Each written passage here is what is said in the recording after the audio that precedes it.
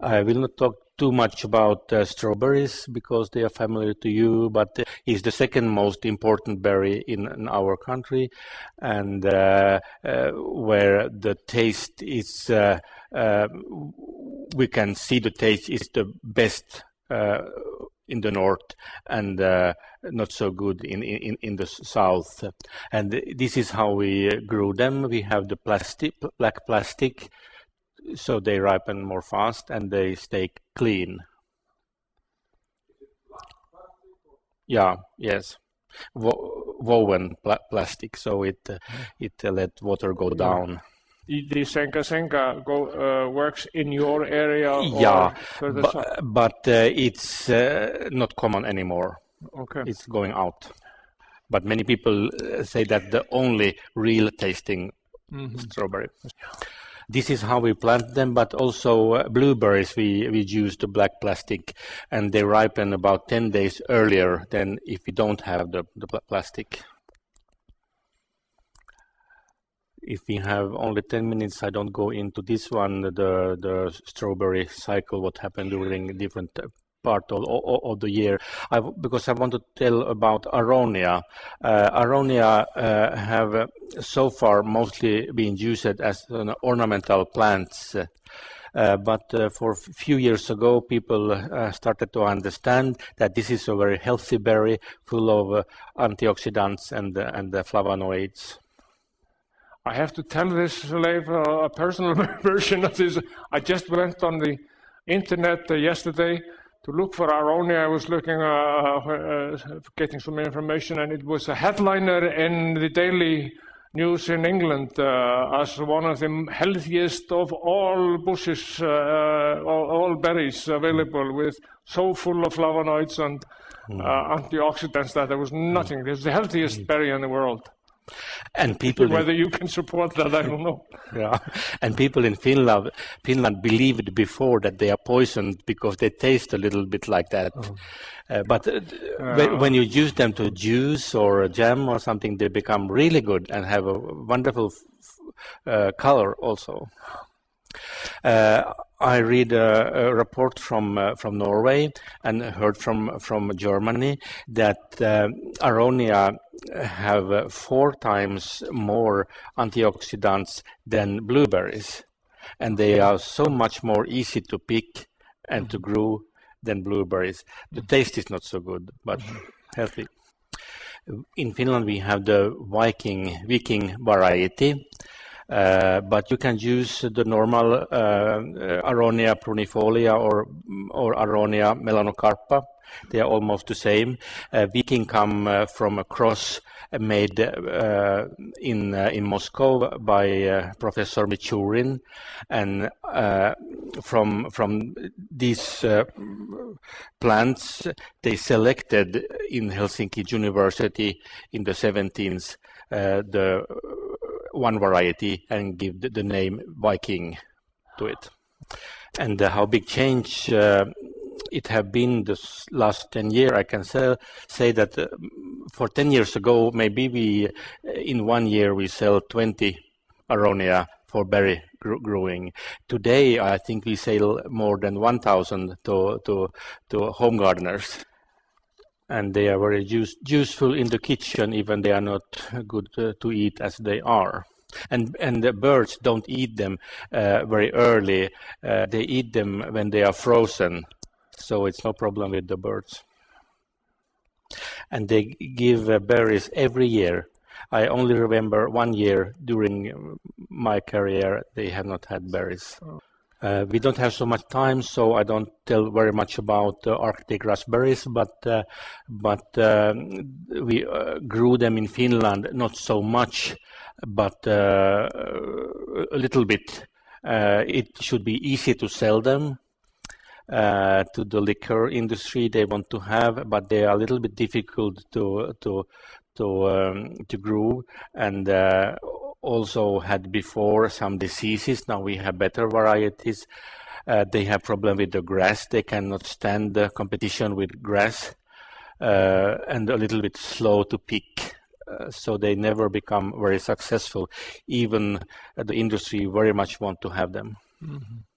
Finland won over Norway now, who find the first cloudberry self-pollinated.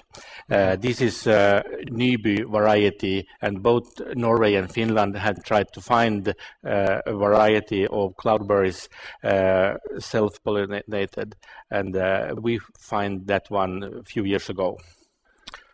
Okay, now I give you a chance to ask questions about berries. Rubus saxatilis, you use that? Do you grow them? No. Rubus saxatilis. No, we don't have.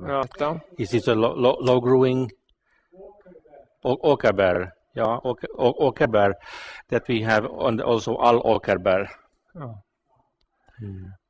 Cranberries, we have some Russian varieties for sale of cranberries, but they never become popular.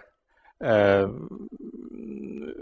price is very low for them, difficult to get any money for them. But we have some nursery producing.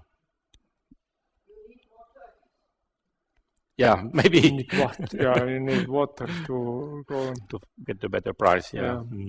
Lots of them coming from Canada and North America. Yeah. She's asking if this self-pollinating variety of cloudberry here is the only variety that you know of, your first one. Yes, it's the one winning the Norwegians, or do you have found more, or have somewhere emerged? It's still the only one. They believed before that they have found self-pollinated varieties, but when they grew for a couple of years, then they lose. They couldn't do it anymore by themselves. Okay. And now one Holland company wanted to buy the exclusive rights for this Nyby variety from us.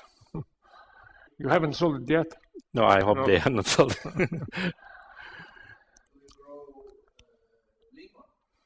Lingonberries, so because they grew wild all over Finland almost, so they are very difficult to sell for the berries. But we sell some of them. People put in their perennial bank gardens and maybe pick the berries, but more for ornamental use. Mm-hmm. But we have plants for sale.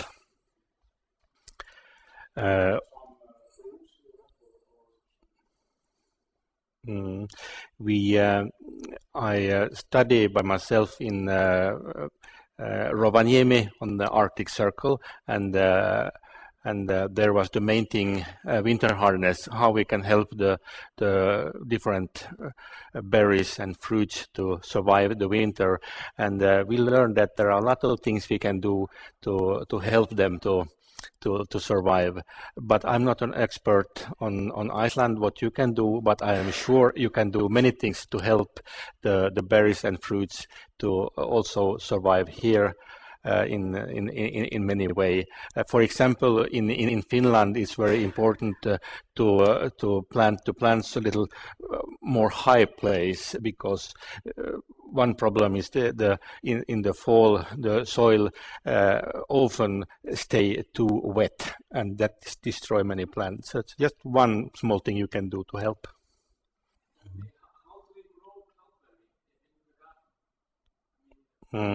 Cloudberry is not easy.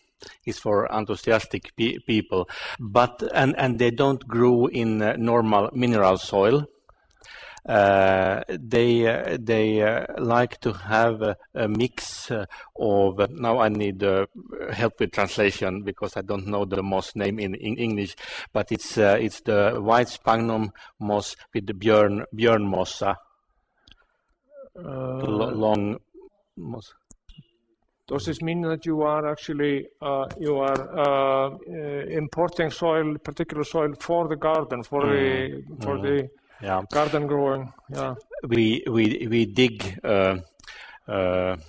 trench place and the cover with the plastic, and then we fill it with this mix of sphagnum moss and the björnmossa, and have a little water in the bottom, and we plant in this one. And in the beginning we give a little bit fertilizer so they make more and more plants, but then we stop to give any fertilizer to them, because if they get any fertilizer they give no berries. This is how we do in the home gardening, but in northeastern of Finland, they have a more easy way. They just take a big peat moss and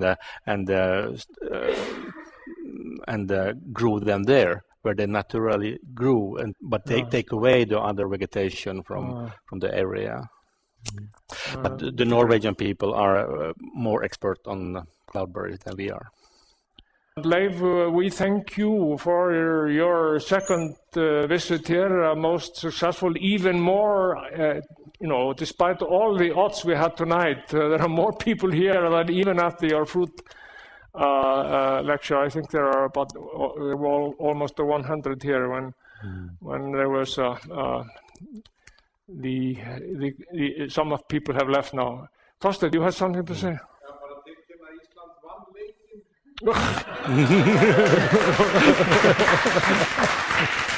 Bunnið Norðmenn. Ég trúi þessu ekki. Já, það eru góð fréttir. We won Norway in handball. Wow, good. So this is a winning night. Yeah. Okay, thank you very much for your coming, and I hope you will try some of these berries, because Iceland have very good location to become a berry farming country. You just need to find the best varieties and the best growing technique. Thank you very much. Okay.